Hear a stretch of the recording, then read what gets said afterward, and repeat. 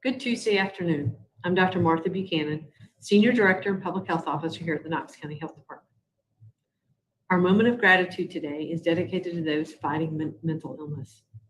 This week is Mental Illness Awareness Week, which not only seeks to raise awareness, but also reduce stigma and misunderstanding. Mental illness affects millions of Americans, so it's incredibly important to realize that if you are suffering, you are not alone. Whether it's reaching out to a loved one or a mental health professional, we encourage everyone to take this opportunity to seek the support and connection they need. Our real-life example of putting the 5 core actions into play is having an outdoor costume party or contest. Halloween is right around the corner, and you may be trying to think of fun things to do with your family or neighbors. An outdoor costume contest is a great way to get in the spooky spirit while also staying safe. Conducting the contest outside makes it easier to spread out and maintain physical distancing.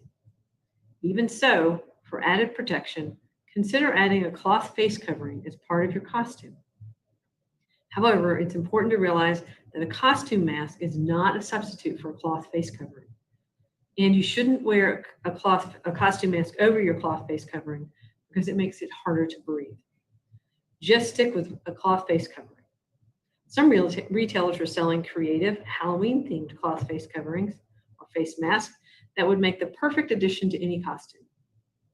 If you don't feel comfortable getting comfortable gathering in person, consider doing a virtual costume contest. That way you can compete with family and friends who aren't in town. It's a great way to celebrate with folks that you don't get to see as often. Those are just a few simple ways you can keep yourself and others healthy while living your life and enjoying the Halloween season. We are continuing to test this week at the main health department location at 140 Dameron Avenue today through Friday, from 9 a.m. to 3 p.m. We have our second public flu vaccination clinic this afternoon at the Jacob Building in Chilhowee Park from 3 p.m. to 6 p.m. We will have flu mist and flu shots available. However, we will not have high-dose flu vaccine at this clinic.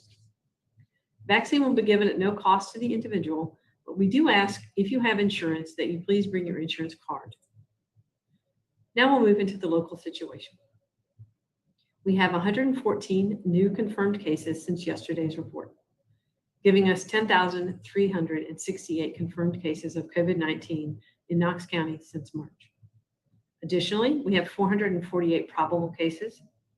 9,684 of our cases are considered inactive, giving us 1,047 active cases. 384 individuals have been hospitalized at some point in their illness. 50 Knox County residents are currently hospitalized. Fortunately, we have no additional deaths to report today, keeping our total at 85. And so now I'll just open it up for questions. All right, the first question we have is from Jeff with WATE. He says, can you elaborate a bit on why a costume mask isn't a substitute for a cloth face covering? What comes to mind are astronaut helmets, rubber full coverage masks, and the like. Are those not enough? They're not. A cloth face covering should be a couple of layers, and it covers your nose and your mouth. If you costume mask have a hole for breathing, usually a hole for your mouth and your nose. And remember, the droplets that you're breathing out or sneezing out or talking out or coughing out are very small, and they could go through those droplets, so it does not reduce risk. From Daniel with WBIR, active cases are again above 1,000 and hospitalizations have returned to the high from last month. KCHD has attributed previous increases to things like the return of students to schools. Is there any such factor to point to today? No, honestly, at this point, we don't have a factor to point to. What we know is that people are getting out more. I think people are getting comfortable and relaxing their guard and not practicing the 5 core actions as consistently as they could. I think we've talked about in this briefing that hospitalizations do lag behind active cases. So this bump in hospitalizations might be a result of previous cases. We'll have to wait and see what the data tells us. From Megan with WBLT, what things should parents keep in mind as they prepare for trick-or-treating? Social distancing, wearing a mask, washing your hands, not going out to trick or treat, feeling sick or if you've been asked to quarantine or isolate, and cleaning surfaces frequently. That might include cleaning, wiping candy off when you get back home. Also, if you're going to be offering trick-or-treating, I know the mayor released some information today about safe ways to trick-or-treat, and consider that. Don't have something where people come in and grab out of one bowl. Maybe set out individual things that families can come by and pick up. Trick-or-treat with your family unit, not with a whole bunch of people you don't know. And so the release from the mayor had some good points on it too. Jeff with ATE, Knox County reported more deaths in September than in August. Can we expect a similar trend in the month of October, or does KCHD believe death rates will decline? All we can do is hope that death rates will decline.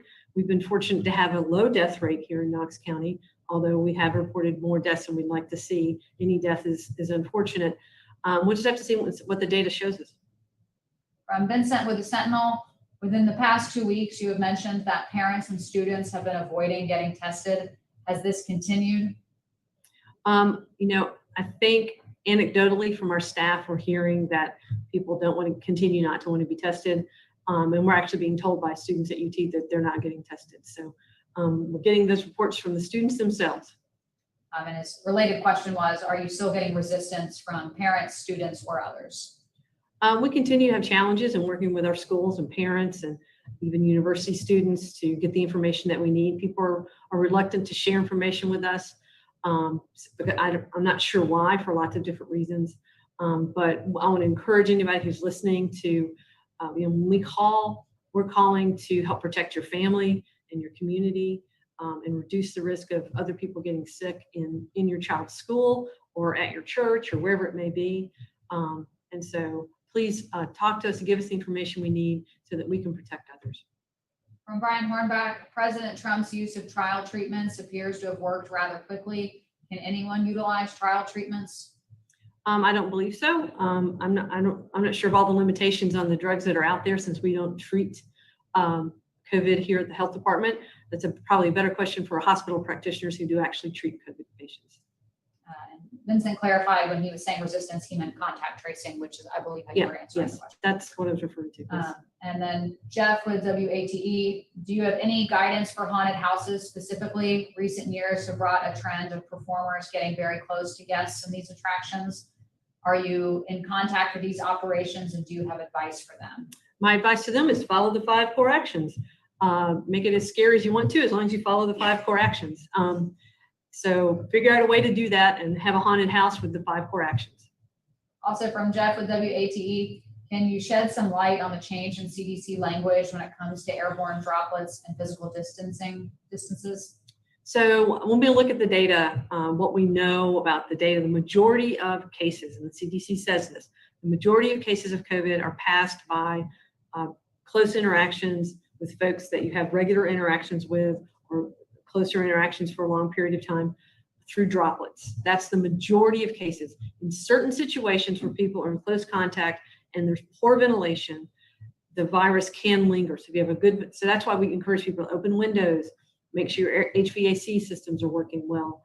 So if there's poor ventilation in an area, so the air is not moving, and engineers call it air exchanges or turnovers in the room, that can lead to some lingering of aerosolized particles that can make people sick. But that is not the primary way this virus is passed. The primary way this virus is passed can be avoided by practicing the 5 core actions.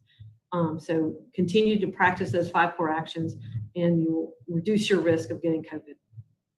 From Brian Hornback, if you have had COVID and recovered, why should you wear masks after you are no longer contagious? Well, it reduces your risk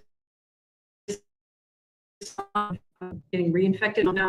COVID is how long the immunity to COVID lasts after you're sick. We think right now it might be about 90 days, but we don't have confirmed data on that. So it just helps reduce risk and models that behavior. Any other questions? Please go ahead and submit them now.